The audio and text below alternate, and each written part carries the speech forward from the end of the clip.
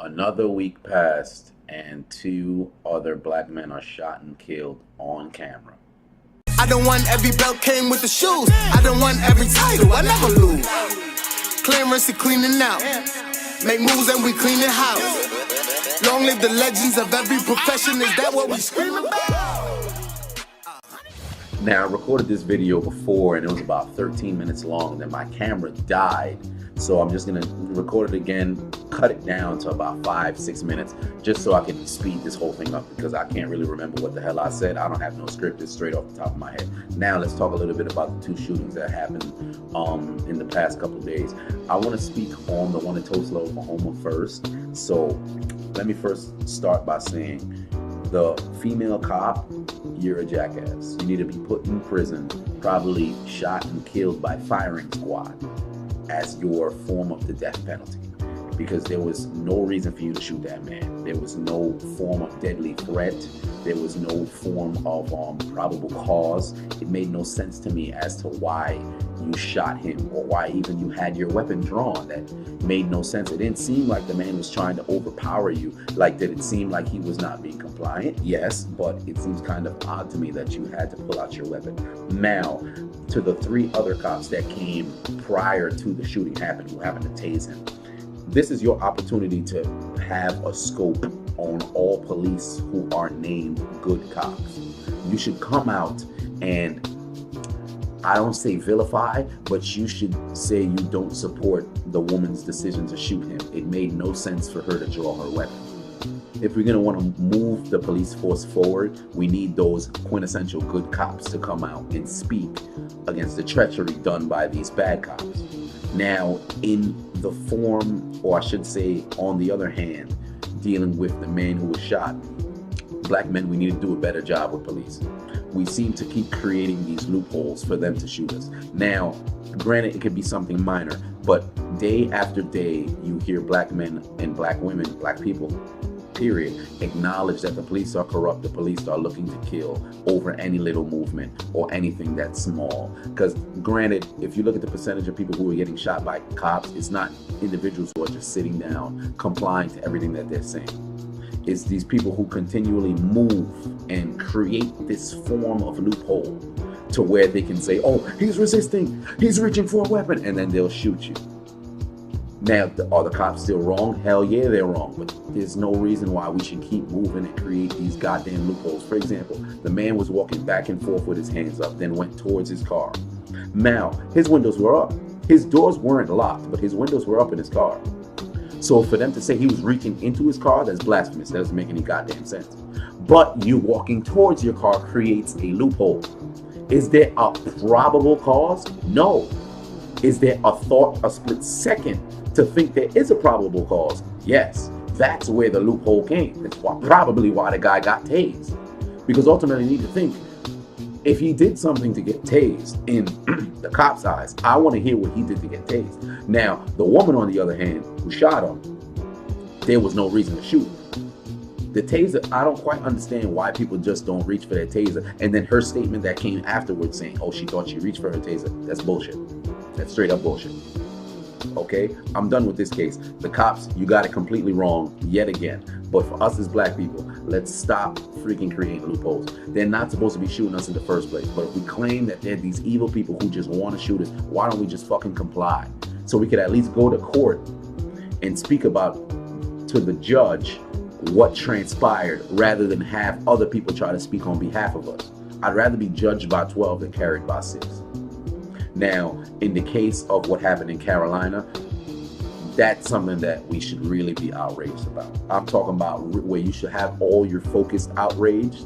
It should be over there, where you just have a man who's sitting in a car reading, and now he's shot. Now, I don't have all the facts on this story. On the one in Oklahoma, I've done a ton of research. That's why I even forgot to point to the helicopter man. Turns out he was married to one of to the female cop. So when he said on the air, oh, that guy looks dangerous, is it a possibility he might have relayed a message from above to the lady?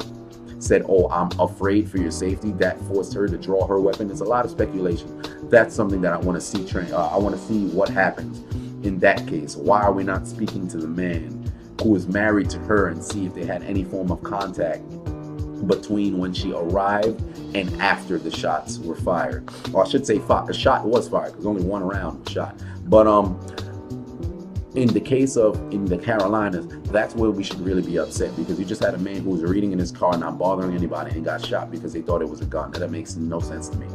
That makes no sense to me. That's where we should truly be outraged, because that's somebody getting shot for no reason. That seems like it's targeting by the police, and that's where we should be, if anything, I don't want to say rioting, but where we should be protesting. That's where it should be, because ultimately with the riots, it's never a real smart, selective sort of riot. You don't go riot in the right areas. You just start tearing shit up in your own community. Let me go to the corner store that's around the block, freaking rob it and destroy that shit. And then when I'm going to work or I'm going to school the next week, it's just there on the floor destroyed. That's retarded. Why would you go to the police station and say, we're gonna fuck everybody up? You should be going to the female cop's house, or the cop who actually shot the man reading inside of his car. You should be going to their house and then trying to find that set individual. Let's stop trying to riot in general. Let's be very selective. For example, if somebody came and punched my father in the face, I'm not gonna go look for the person's family or the person who looks like the guy who beat my father or punched my father in the face. I'm gonna look for the guy who punched my father in the face. So if we're so upset about what the cops are doing, let's go after the cops who are actually doing it. Let's stop going after all of the cops.